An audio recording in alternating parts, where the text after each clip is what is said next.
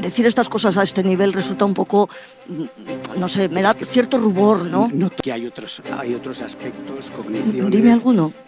Cogniciones, emociones. Bueno, es que, entiéndeme, perdona, precisamente eso es lo que muestra que el término conducta en su sentido completo y psicológico es desconocido para ti. Porque es que conducta implica lo que uno piensa, lo que uno siente. Es que no todos los psicólogos estarían de acuerdo contigo. Absolutamente todos. Bueno, no vamos a hacer una encuesta aquí en la sala. No, Vuelvo a la afirmación de antes. No todos los psicólogos de la sala están de acuerdo, porque yo soy psicólogo y no estoy de acuerdo. Por lo tanto, no se me caen los anillos por aceptar que llamamos cogniciones a una cosa y conducta a otra. Es una cuestión de definición, pero ese no es el problema, como digo. El problema es cómo se estudia. Y cuando estudias todo como un fenómeno psicológico en el cual las variables contextuales interaccionan con un organismo y son perfectamente explicables, cogniciones, conducta, emociones y lo que sea, a partir de las mismas leyes, me da lo mismo como le llames, mientras utilices esa forma de explicar para entender los problemas psicológicos que no son enfermedades. ¿Por qué no son enfermedades? Porque no cumplen ninguna de las características que tú, que sabes mucho más que yo de eso, has dicho para decir que es una enfermedad. No cumple ninguna. Si en el público hay terapeutas cognitivo-conductuales, se estarán revolviendo en su cerebro o en su cuerpo. Un punto de vista conductista radical como es el mío, el tema de la cognición. Yo lo que me planteo siempre es, por una parte, ¿aporta algo todos los términos cognitivos o todos los planteamientos cognitivos a la comprensión del ser humano? ¿Aporta? Yo contesto esa pregunta. Yo creo que lo que aporta es facilidad en la comunicación, un lenguaje que está en boca de todos. Pero a la hora de analizar el carácter explicativo, en el sentido de lo que decía ahora Aarón, hay una serie de procesos, dijo, un espacio intermedio, representaciones del mundo. Todos esos términos y esas palabras, ¿realmente existe alguna base que nos permitan decir? O sea, ¿se ha encontrado alguna base que nos permita hablar de estas cosas como entidades explicativas? Y ahí es donde está mi duda. O sea, yo entiendo que todos los términos mente, cognición, procesos privados, etcétera, tienen un papel relevante para entendernos con el mundo. Pero a la hora de explicar el mundo, ¿esto añade conocimiento? Si quieres ver a María Jesús Frossán en vivo y en directo, quizá te interese conocer el proyecto más ambicioso que hemos creado en Engrama hasta la fecha. El máster en análisis funcional de la conducta reúne en un mismo programa a referentes como María Jesús Frossán, Carmen Luciano, Linda Hayes, Charles Catania, William Baum, Santiago Benjumea, Esteba Freixas-Baquer, Rebeca Pardo, Ricardo Pellón, Mariana Segura y muchos otros investigadores, docentes y profesionales que han contribuido al desarrollo del análisis funcional de la conducta a lo largo de las décadas en el panorama nacional e internacional. Probablemente sea uno de los carteles más potentes que hemos visto nunca en una formación de análisis funcional de la conducta en español. Además, el programa es 100% online y cuenta con titulación universitaria avalada por UTAMED, 3.000 horas de estudio acreditadas, 120 créditos ECTS, certificación internacional en análisis de conducta, clases grabadas, directos, tutorías, análisis de casos, practicum, TFM y mucho más. Si quieres conocer el programa completo, el claustro docente y todos los detalles del máster en análisis funcional de la conducta, tienes toda la información en la web de Engrama Psicología, www.engramapsicología.es. Por cierto, existe posibilidad de pago hasta 12 plazos o con descuento anticipado, pero las plazas son limitadas, así que date prisa si quieres acceder. Pensar que la conducta, nuestros pensamientos, sale del aire. Ningún psicólogo medianamente formado dirá que el pensamiento sale del aire. O sea, no es decir, no es el cerebro o es el aire. Segundo, el propio concepto de conducta también implica un desconocimiento bastante grande el pensar que la conducta es solo eso, cuando conducta, y cualquier persona que se haya formado un poco sabe que es una interacción de un organismo en un contexto, que el concepto interno y externo no existe en lo psicológico porque nada que tenga materia puede estar dentro ni fuera. Entonces vamos a saber un poco esa formación que los PIRES o los residentes de psiquiatría reciben, a lo mejor no es tan buena como sería deseable. Espera, voy a terminar, que yo me estuve muy callada mucho tiempo. El análisis funcional es una metodología para estudiar el comportamiento. en el comportamiento de cualquier organismo y en cualquier contexto, sea experimental o sea natural. Está fundamentado al 100% en el análisis experimental, o sea, en el análisis de laboratorio. Por eso muchas veces se llama análisis funcional a cosas que de funcional no tienen nada. Eso en el texto nos encargamos de dejarlo bien claro, porque no se puede confundir a las personas. Ojo, yo puedo pensar, y de hecho lo pienso, que la única estrategia, vamos a decir sensata, para explicar el análisis del comportamiento es el análisis funcional, pero hay otras que yo puedo considerar que no son valiosas o que están llenas de variables recurrentes, que necesitan ser explicadas o lo que sea. Yo puedo decir lo que quiera sobre esas alternativas, pero y están ahí, y quien las desarrolla. Por ejemplo, el famoso formulación de caso o cosas de este estilo, pero no son análisis funcional. O sea, lo que no se puede es confundir al lector. O sea, el análisis funcional tiene toda una tradición dentro del análisis experimental de la conducta y luego en el análisis aplicado de la conducta. Entonces, no llames análisis funcional a lo que es una mera descripción más o menos organizada de hechos en los que puedes meter variables pseudoexplicativas sin pestañear y te quedas tan ancho, y eso es lamentablemente lo que aparece en los manuales de técnicas, en los manuales de psicopatología, en los manuales de psicología clínica y en los manuales que habla de casos clínicos. O sea, aparecen cosas que no son análisis funcional. Si nos remontamos en la historia, los manuales más antiguos son los que están más puros en el concepto de análisis funcional. O sea, el concepto de análisis funcional sufrió el mismo deterioro, la misma tergiversación que sufrió la propia modificación de conducta. O sea, la introducción de variables explicativas olvidándonos de qué era el origen, de dónde venimos, ¿no? Pues yo creo que este texto lo que intenta es eso, es dentro de lo actual, es decir, nadie duda de las variables cognitivas, nadie duda de los procesos encubiertos, o sea, no se cuestiona que todo eso es conducta, pero todo se analiza a la luz del mismo planteamiento, procesos de aprendizaje que se dan y que explican el comportamiento humano. Entonces, el análisis experimental de la conducta es el estudio de las conductas de los organismos en distintas situaciones experimentales en el laboratorio, ya sean organismos humanos o organismos no humanos, y cuando ya se ha desarrollado un cuerpo sólido de leyes que pueden explicar y predecir el comportamiento, entonces los psicólogos aplicados empezaron a desarrollar esas leyes para el establecimiento de procedimientos más o menos estandarizados, que era lo que constituían las técnicas de intervención, pero siempre a partir de ese análisis experimental.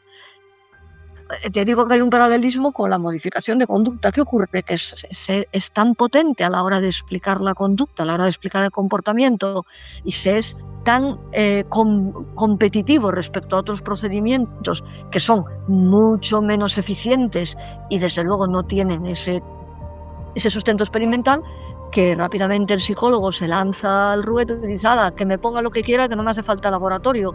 Y entonces el análisis funcional se empieza a llenar de conceptos pseudoexplicativos, que son los que pueblan los manuales tal como os digo.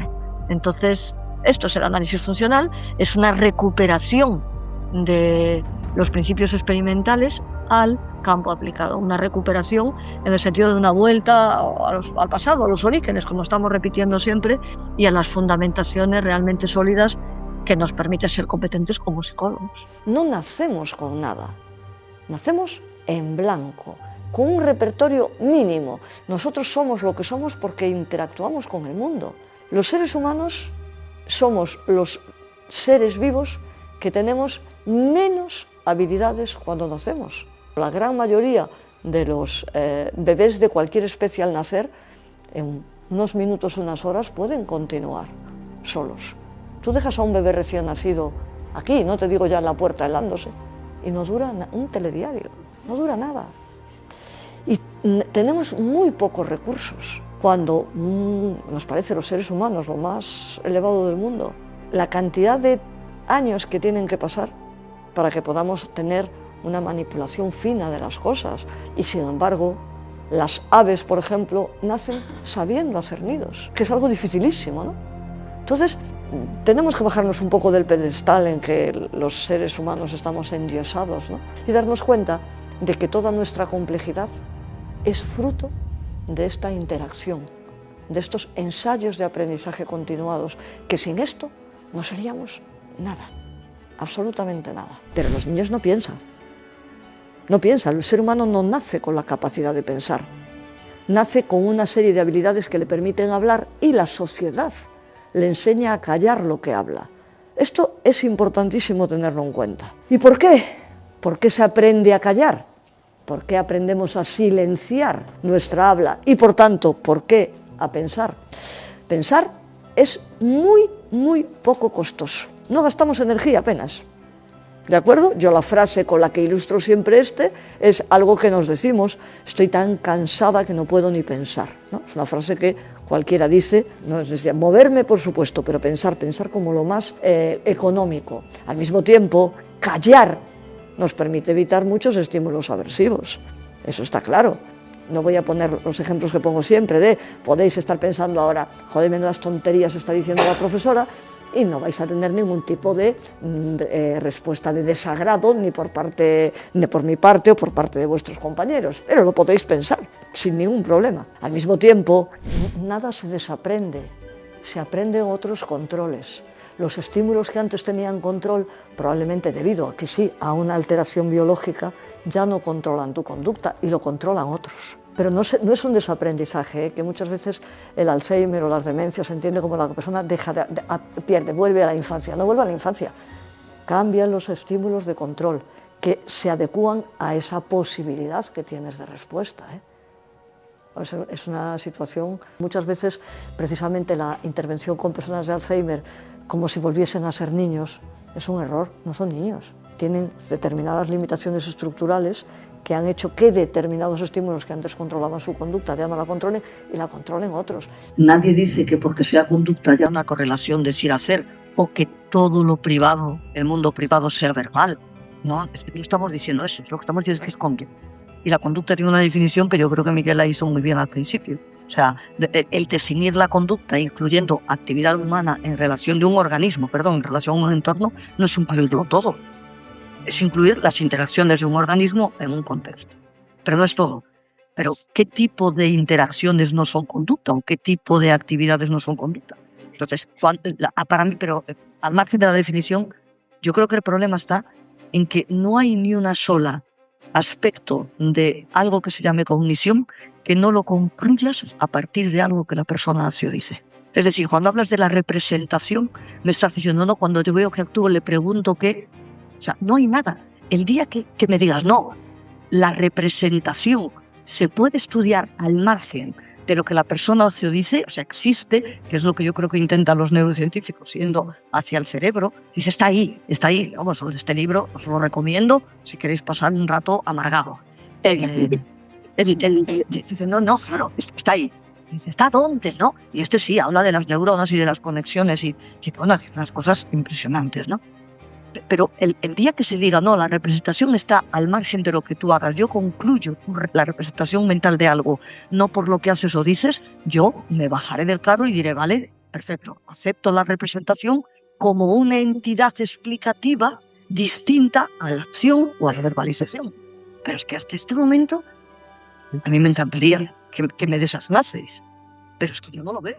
Y el lenguaje además tiene otra característica que lo hace todavía más apasionante. No solo que trae al presente el pasado y el futuro, no solo es eso, sino que nos permite, como bien sabéis, comportarnos ante las palabras como si fuesen aquello a lo que las palabras se refieren. Y eso también es maravilloso por una razón.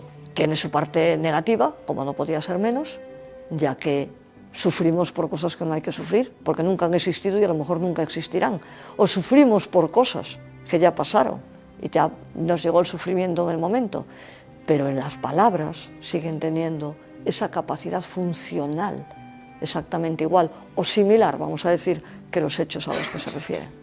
Entonces este carácter simbólico añade valor al estudio del lenguaje, ya no solo porque trae al presente todo, sino porque permite entender la conducta sin que ocurra, esté de manera presente aquello a lo que se refiere nuestra descripción. Estás absolutamente inquieta, sintiendo muchas molestias físicas, alerta, porque estás pendiente del resultado de una prueba. Tu estado es el mismo siempre, estás así, no ha cambiado. Te dan el resultado de una prueba y te dicen, no tienes nada. ¿Desaparecen las respuestas? Pueden desaparecer o no. Puedes tener igual las mismas manchitas, puedes tener igual lo que sea, pero el lenguaje cambia por completo el valor ansiógeno de esos estímulos. ¿Os dais cuenta?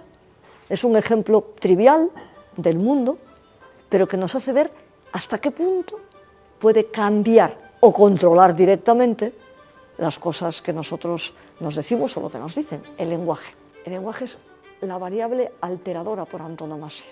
Lo cambia todo, absolutamente todo. Los terapeutas, las personas que trabajan en psicología, no fuesen personas que estén ayudando, contribuyendo a cambiar el comportamiento individual, el comportamiento social, que fuese ciencia o no sería irrelevante. Pero desde el momento que está bajo nuestra responsabilidad el cambio de otros, nos tenemos que exigir esta cientificidad. Y entonces, que no nos tomen el pelo. Que es el tema de los estudios muestran que las técnicas eran igual de eficaces. Yo creo que a estas alturas ya, en 2023, podemos hacer una buena reflexión acerca de si ese tipo de estudios tuvieron o tienen valor, porque parten de supuestos que impiden el análisis comparativo de las técnicas. Tú no puedes, esto también, yo creo que vosotros lo sabéis, no se dice, lo que voy a decir no es nada nuevo en absoluto, que la distribución de grupos al azar y de sujetos con etiquetas diagnósticas anula por completo el valor de los resultados en cuanto a eficacia. Es el antianálisis de la conducta. Entonces, lamentablemente, de todos estos estudios, y si no, que se lo digan a la División 12 de la APA, que desde el año 96 viene dando la castaña con que las técnicas cognitivo-conductuales son las mejores, digo, bueno, pues que si el estudio metodológicamente de partida es inválido, el resultado es inválido, por mucho que nos hayamos colgado todas las medallas del mundo. Entonces, esos resultados acerca de qué funciona mejor, en qué momento, no tienen validez desde que los estudios son de grupo. Entonces, ¿qué añade el contextualismo? Nada. ¿Qué añade las terapias de tercera generación frente a las primeras de generación? Nada, salvo ampliar el campo de estudio a la conducta verbal frente a las contingencias no verbales. Por ejemplo, el libro de Hayes, que es un libro, y ya sabéis que una de las cosas que a mí no me caracteriza es ser políticamente correcta, es una vergüenza de libro, pues efectivamente es la vuelta al pasado, es lo mismo que... Y decir que lo último es mejor que lo anterior solo por el hecho de que sea lo primero, lo que está más cercano al tiempo. Pero no es un hallazgo. Todos los estudios que ahora están utilizando las llamadas terapias de tercera generación o contextuales ya estaban, no las han inventado. Y yo creo que la diferencia entre invención o hallazgo y estudiar lo que ya hay es muy importante. En psicología no se inventa, en psicología se descubre. Y las terapias de tercera generación están descubriendo más fenómenos a partir de que los estudios ahora, porque la propia facilidades experimentales son mucho mayores. Las terapias de tercera generación es que fueron un auténtico salvavidas para la modificación de conducta, sus orígenes, y que ahora son un lastre para la modificación de conducta porque han incurrido en los mismos errores para lo que surgieron, o sea, para la solución de esos errores que surgieron con esa vuelta a los orígenes, esa eliminación de las variables mediacionales, el recuperar los principios de conductismo radical, etc. Es que ya ni hace falta decirlo, solo hay que leer cualquier texto de Act, por ejemplo, ¿no? O sea, está lleno, plagado de conceptos mediacionales, plagados de vocabulario mentalista, un vocabulario que es muy sencillo eliminar. Y además es que hay una cosa que tenemos que tener en cuenta. Yo creo que a raíz de la escritura del libro y ya de tener que organizar todas las ideas, lo voy teniendo cada vez más y más claro. Yo era una especie de luchadora incansable contra el lenguaje racional, contra explicar las cosas de esa manera tan cotidiana, tan andar por casa. Y luego, claro, me doy cuenta de que eso tiene virtudes comunicativas y a la gente le sirve para entenderse y para predecir su comportamiento y el comportamiento de los demás. O sea, ese lenguaje tiene un valor. El gran error es utilizar ese lenguaje como técnicos, como expertos, es decir, ponernos al mismo nivel que las personas de la calle. Entonces, las conductas de tercera generación, a costa de encontrarse lagunas en los procesos explicativos básicos que aún no se han desarrollado suficientemente en el laboratorio, pues se han inventado tantas cosas como se inventó el modelo cognitivo-conductual con la inclusión de las variables cognitivas. Y ya os digo, o sea, alguien puede entender, es una opinión personal. Bueno, es una opinión personal fundamentada. Lean ustedes cualquier capítulo, estudio de caso, o vayan a una conferencia sobre ACT, es que sobre psicoterapia analítico-funcional, no es que siempre la psicoterapia analítico-funcional estuvo más formal, estuvo más pegada inicialmente a sus principios fundacionales, pero con el tiempo, quizás porque ACT le estaba ganando terreno de una manera abusiva, yo creo que por un proceso de marketing y de inversión de capital, ahora están, no le van a la zaga en la introducción de este tipo de variables que sobran. O sea, que vale que nos sirven para hablar entre nosotros en la barra de un bar o explicarle a un amigo que no le interesa nada la psicología, pero para hablar como profesionales serios y para rescatar la psicología de las psicoviedades de las que habla Santiago Benjumea, a mí me parece que están haciendo un muy flaco favor, reconociéndole, insisto, la enorme aportación que hicieron en su momento, O sea, eso... Si buscas terapia psicológica con el mismo enfoque científico que defiende María Jesús Frossán, en Engrama podemos ayudarte. Contamos con un equipo de profesionales formados en análisis funcional de la conducta y psicología basada en evidencia científica. Y ofrecemos terapia online para personas de cualquier lugar, además de atención presencial en Segovia. Si quieres más información o reservar una primera cita, tienes todos los detalles en nuestra web www.engramapsicología.es. Que Skinner no era un profeta, Skinner era un científico de la época, y ponerse a criticar a Skinner con lo que decía en los años 70 y presuponiendo cuál sería su postura en el año 2023 es absurdo. Entonces, ¿es una evolución del conductismo? Sin duda. Hay que llamarle de otra manera. Una de las cosas que me llamó la atención de lo que dice este señor de la Rose es que todos los contextualistas están en los consejos editoriales, en los congresos de análisis de la conducta. Todos. Se acaban de separar. Precisamente, no voy a decir textualmente lo que dice el texto, pero Hayes dice: Julio, me cuesta mucho llamarte doctor de la Rose, que estamos continuamente compartiendo en los congresos. Y el de la Rose es analista de conducta y dice: gana la ciencia de la conducta mostrando o insistiendo en esta separación. Somos psicólogos, somos científicos de la conducta, somos analistas de conducta, fortalecemos al conductismo, a la ciencia de la conducta, a la psicología. Él sí que hace todo este recorrido, diciendo que el contextualismo es una ciencia distinta, una ciencia, como llama ahora en 2019, ciencia conductual contextual. Ganamos queriendo ser algo diferentes. Se fortalece la psicología. ¿No tenemos ya bastantes problemas con la psicología no científica para que dentro de la psicología científica querer que nos pongan la medalla de que es nuestro nombre el que tiene que ir al podium? Yo creo que ese es el gran problema. Si eso es libertad, que me lo explique. Es la antítesis de la libertad. El ser humano es un ser libre porque tiene una fuerza interior que es la que lo controla. Lo sorprendente es que los defensores de esta idea no caen en la cuenta de que estos planteamientos filosóficos ya vengan del humanismo, ya vengan del psicoanálisis. Lo que hacen es convertir al ser humano en esclavo de sus instintos y sus pasiones, de una mente inaccesible y de un yo interior ingobernable. Si eso es libertad, que me lo explique. Es la antítesis de la libertad.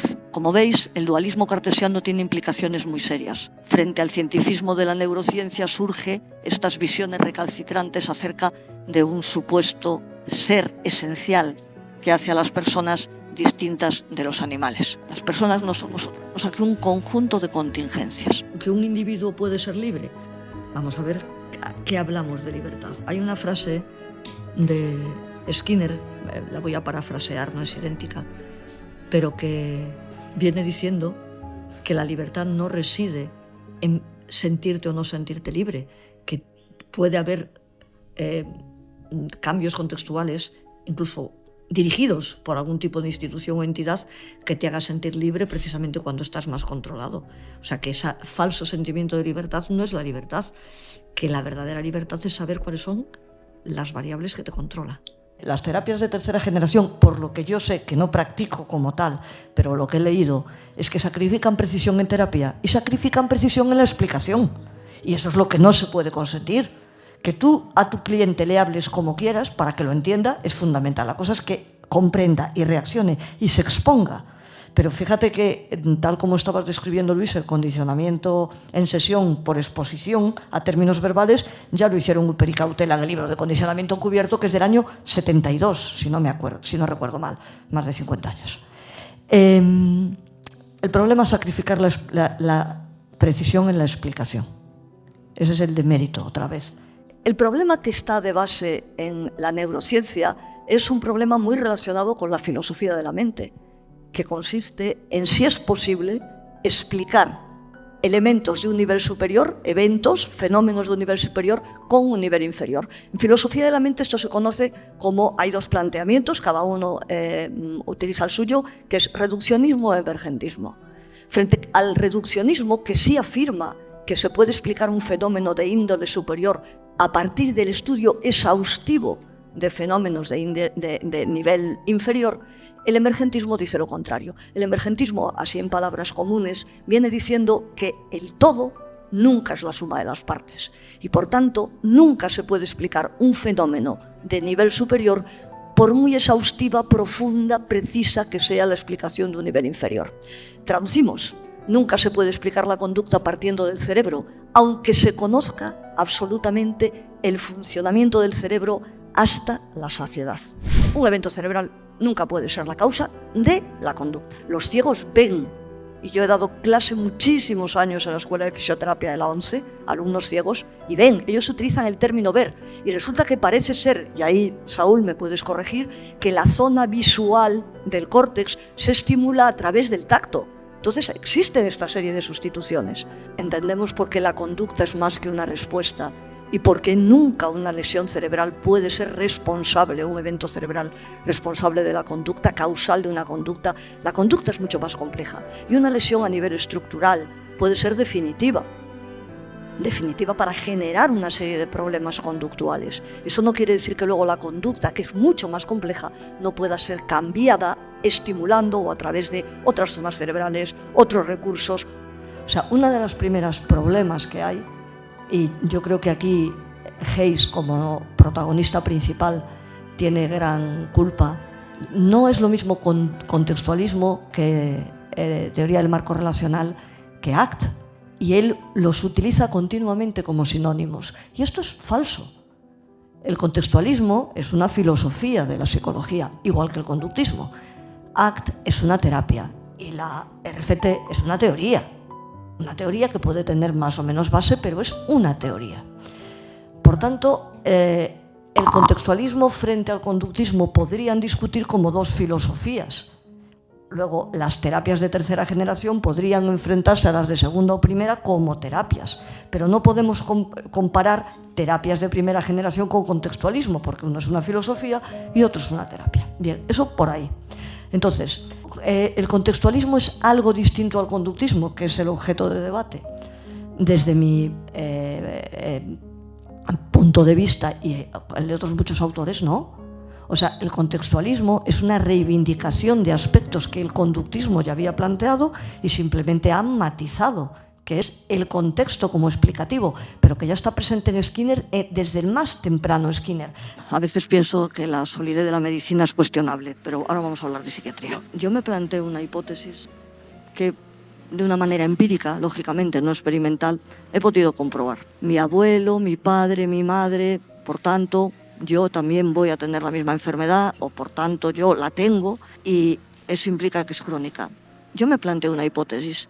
¿Será que tu abuelo, tu padre y tú no habéis recibido el tratamiento adecuado? Puede ser.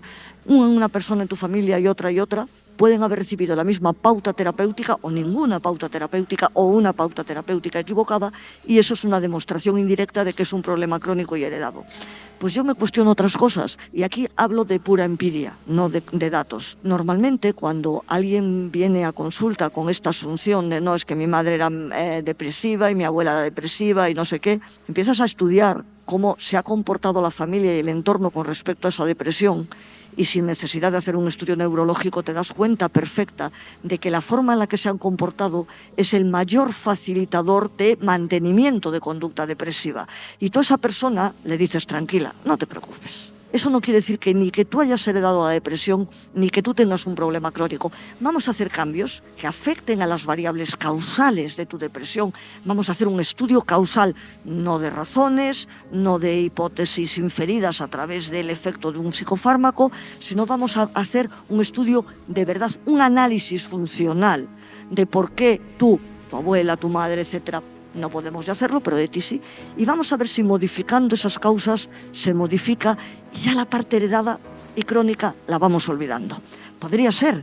Totalmente de acuerdo que los factores externos influyen, pueden ser incluso causales desde el punto de vista también de correlación, etcétera, y que se pueden modificar el curso, el pronóstico, absolutamente de acuerdo. Si es que entendés que no me suicidé de milagro, porque resulta que el famoso caso del tío del Phineas Cage Pues este señor era un obrero que en el 48 una barra de hierro le atravesó el cerebro y resulta que este señor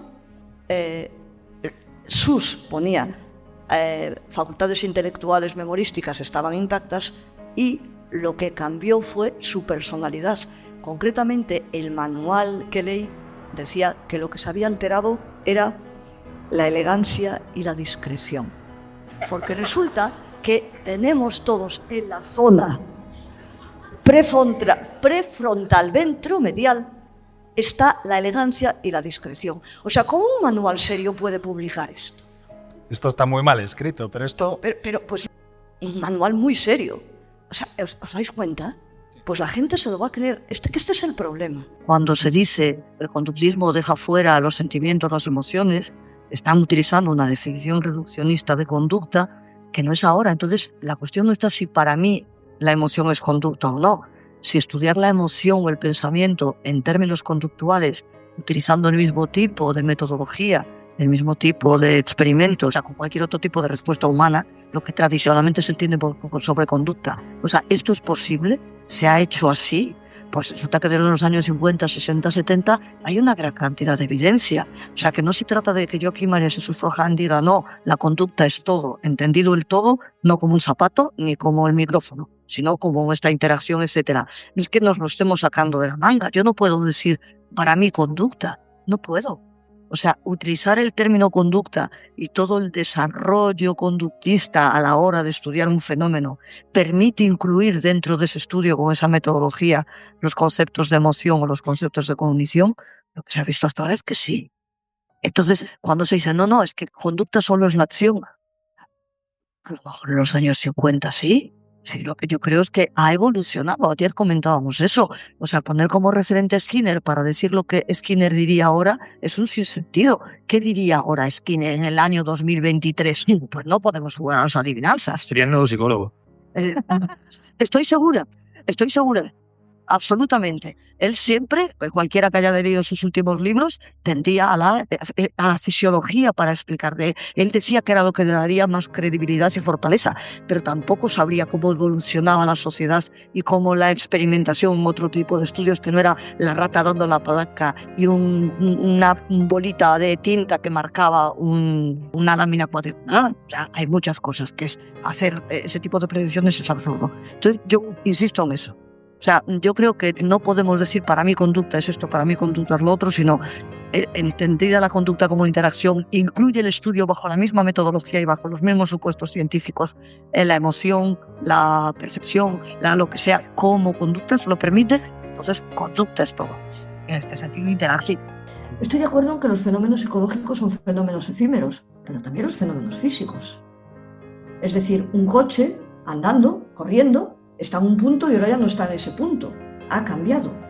Es decir, el fenómeno en sí va cambiando a medida que se van introduciendo variables o va ocurriendo el propio fenómeno. La fisión nuclear, la teoría de la relatividad, la física cuántica, efímero. No queda resto de lo que ocurre. Podríamos hablar también de los fenómenos químicos, pero ahí sí que hay, por ese cambio material visible, es más difícil de comprobar el propio peso. Cualquier relación física es una relación efímera. No vamos el típico ejemplo de no pesa lo mismo un kilo, una masa, no pesa un kilo a orillas del mar y pesa más en otro punto de la geografía, de la altura, ¿no?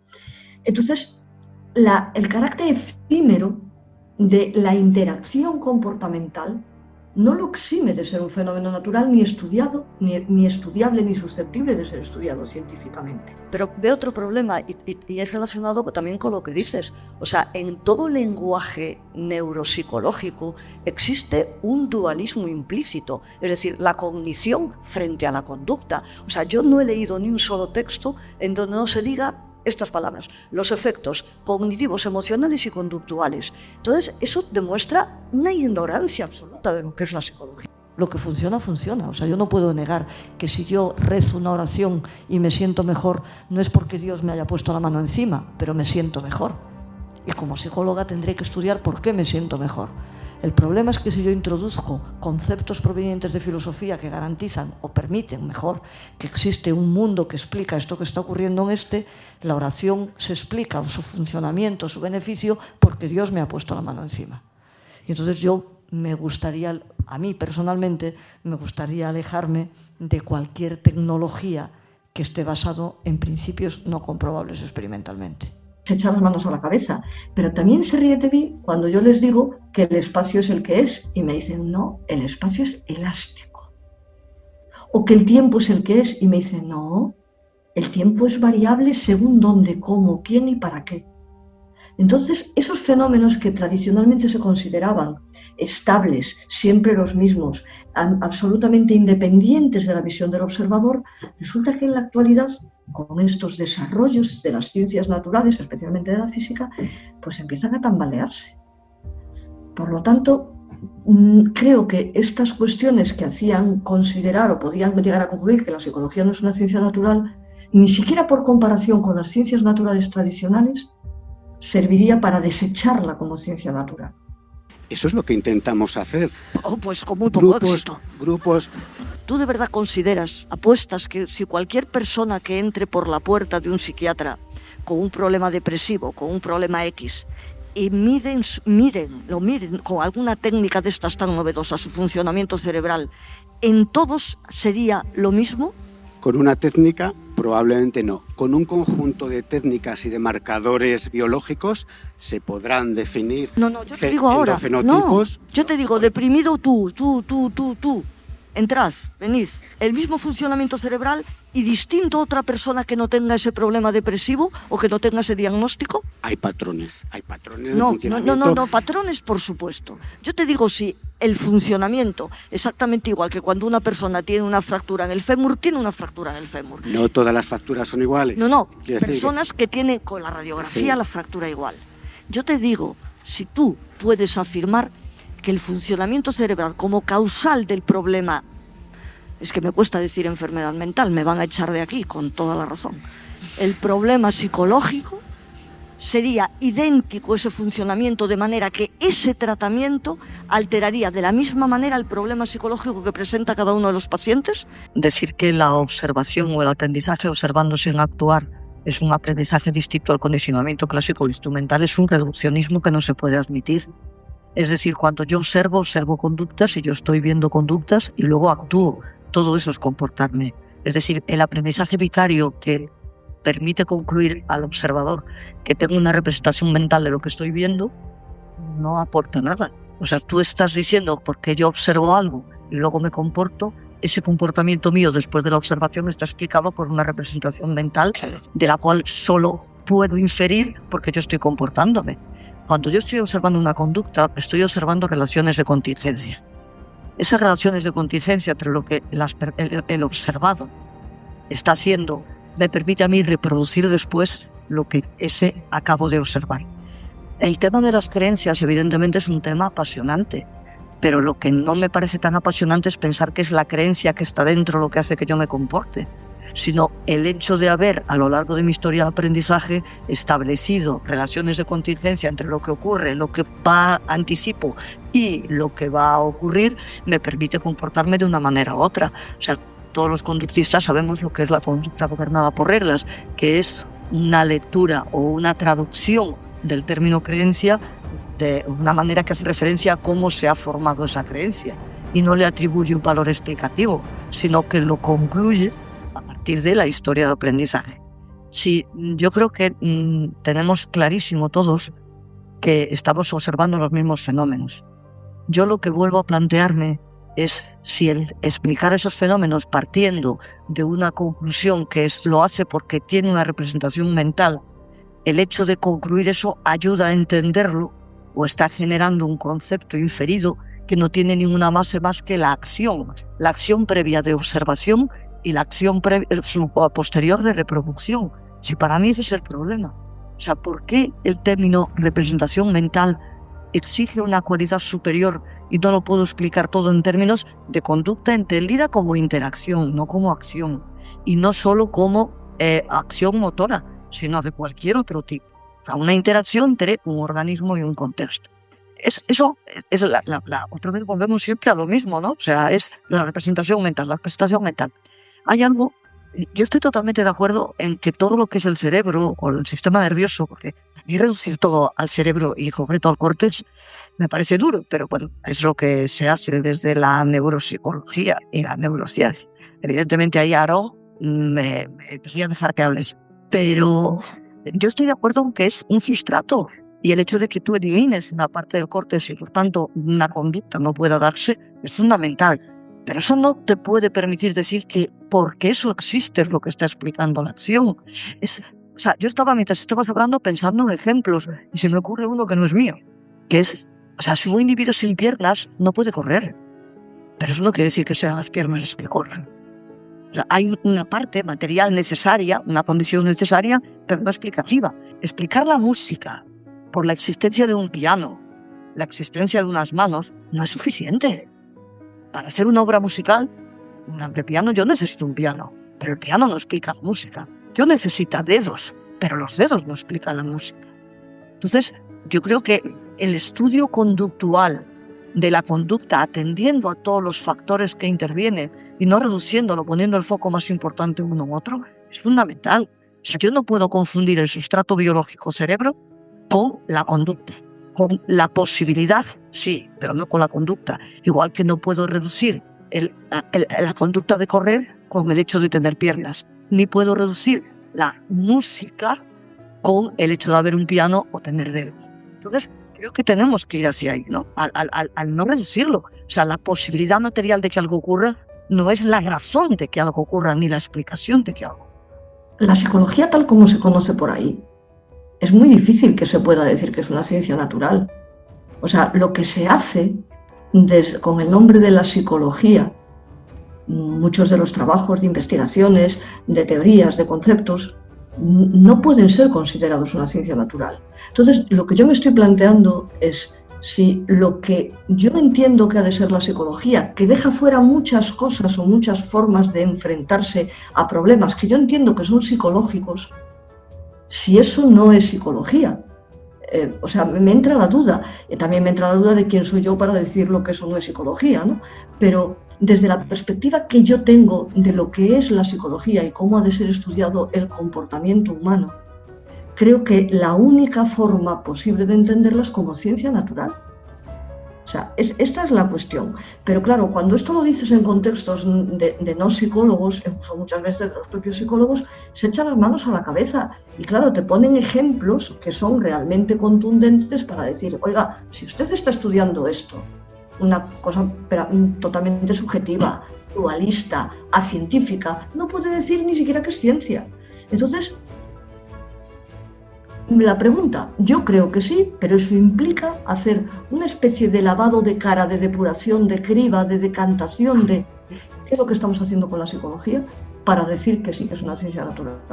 Yo pienso que es una ciencia, que es natural, que el tipo de fenómenos que estudian son fenómenos naturales, que pueden estudiarse bajo unos parámetros científicos, evidentemente, con un tipo de relaciones, como esto ya lo hemos dicho en muchas ocasiones, distintas a las relaciones de otras ciencias naturales, pero no por ello menos científicas, pero con esa depuración. Esa es mi perspectiva. Una cosita, con respecto a la crisis de la psiquiatría, te pasaré por correo electrónico muchos artículos muy interesantes. Pues prometo leerlos. Pero de una manera sustancial, sí. Y las pruebas, ahora te voy a enviar yo correos cuando nos cambiemos. Esperamos que hayas disfrutado del vídeo. Si te ha gustado, déjanos un like y cuéntanos en comentarios qué momento o intervención de María Jesús Frossán te ha parecido más interesante. En la descripción también te dejamos los vídeos completos de donde hemos extraído estos fragmentos, por si quieres profundizar más en su trabajo. Recuerda que si estás buscando ayuda psicológica online o presencial desde un enfoque científico y basado en evidencia, en Engrama podemos ayudarte. Tienes las vías de contacto en pantalla y si te interesa formarte en psicología científica, análisis funcional de la conducta o filosofía de la ciencia, te invitamos a echar un vistazo a nuestro catálogo de formaciones online en nuestra web. Gracias por estar ahí.